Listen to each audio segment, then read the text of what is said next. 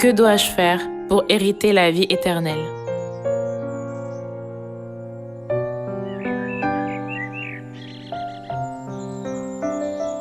Par le travail acharné et l'union de tous les membres, des fruits abondants de l'Évangile sont portés partout dans le monde. Je pense que Père nous a donné de bons résultats, parce que nous nous sommes entraidés et que nous avons pratiqué l'amour qui lui est agréable. À la question « Que dois-je faire pour hériter la vie éternelle ?» Jésus a répondu par la parabole du bon Samaritain.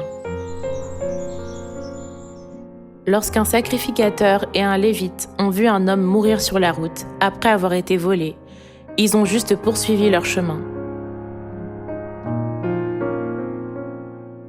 Mais un Samaritain qui voyageait l'a vu, a été ému de compassion et a pris soin de lui.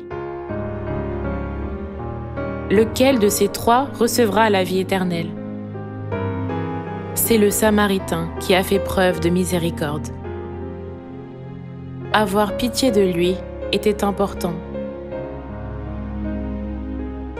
Le sacrificateur et le lévite, qui sont passés sans se soucier de lui, étaient ceux qui gardaient fidèlement les commandements de Dieu. Si nous examinons les commandements en profondeur, nous constatons qu'ils contiennent de l'amour. Cependant, ils n'ont gardé les commandements qu'à un niveau superficiel, sans amour. C'est pourquoi Dieu dit que la foi et l'espérance sont nécessaires, mais que la plus grande de ces choses est l'amour. L'amour est l'accomplissement de la loi. Puisque Dieu le Père nous a également pris en pitié, il est venu sur cette terre. Nous sommes les âmes qui étaient destinées à aller en enfer à cause des péchés que nous avions commis au ciel. C'est pourquoi le Dieu immortel lui-même a eu pitié de nous, est venu en chair et a été crucifié sur la croix pour payer nos péchés méritant la mort. Nous devons également avoir pitié de nos frères et sœurs. Si vous n'avez pas pitié de nos membres, ils ne vous paraîtront pas agréables.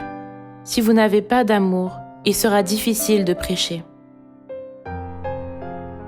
Si vous ressentez de la pitié envers les âmes mourantes, vous prendrez soin d'elles. Si vous n'avez pas pitié d'elles, vous proférerez des paroles imprudentes, que ces paroles les blessent ou non. Mais si vous avez pitié d'elles, vous ne proférerez pas de paroles imprudentes de peur de les blesser. C'est l'amour.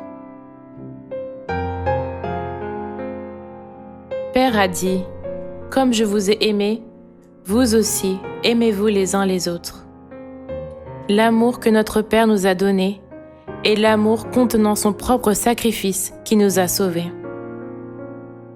Vous ne pouvez sauver les âmes que si vous les chérissez et les aimez comme vous-même, comme Père l'a fait. Dieu aime la miséricorde et la compassion, et non les sacrifices, et la connaissance de Dieu et de son amour, plus que les holocaustes. Si vous connaissez Dieu, l'amour est ce que vous apprenez de Dieu qui est amour. Il est écrit, « Quand je livrerai même mon corps pour être brûlé, si je n'ai pas l'amour, cela ne me sert à rien. » Un amour plus grand que celui de livrer mon corps pour être brûlé est l'amour qui aide les gens à recevoir la bénédiction de la vie éternelle et qui les conduit au ciel.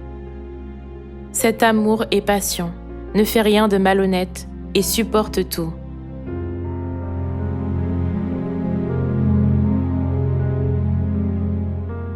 De nos jours, il y a beaucoup de désastres et les gens vivent dans diverses difficultés.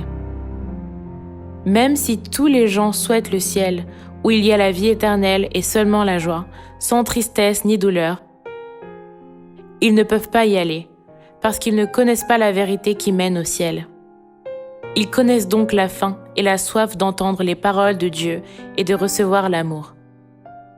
Avec un cœur plein de compassion, nous devons partager avec diligence la Pâque qui contient la bénédiction de la vie éternelle.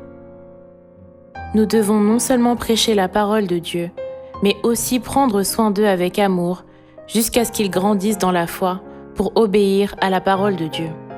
Afin de pouvoir tenir ferme contre les ruses du diable, nous devons toujours nous revêtir de toutes les armes de Dieu et également aider nos membres à se revêtir de toutes les armes de Dieu. Pour ce faire, nous devons nous attacher à la parole de Dieu. L'amour n'est-il pas le désir de sauver ne serait-ce qu'une âme en la nourrissant de nourriture spirituelle? Que dois-je faire pour hériter la vie éternelle?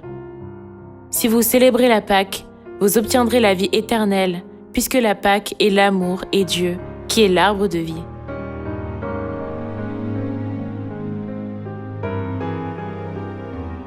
Comme Dieu nous guide avec miséricorde et amour, devenons amour et faisons tous les efforts possibles pour sauver les âmes. Répandons la Pâque, qui est la bénédiction de la vie éternelle, et faisons preuve de miséricorde. Si vous prenez les âmes en pitié une à une et que vous les chérissez avec un cœur d'amour chaleureux, comme le bon Samaritain, elles seront émues et des fruits abondants de l'Évangile seront portés. Achevons l'Évangile du ciel avec amour et union, en rendant grâce à Père qui nous a sauvés et a fait de nous des ministres de l'Évangile. J'espère qu'en croyant que Dieu accomplira sa parole et en la mettant en pratique, vous recevrez de nombreuses bénédictions, de nombreuses récompenses et une couronne brillante quand vous irez au ciel.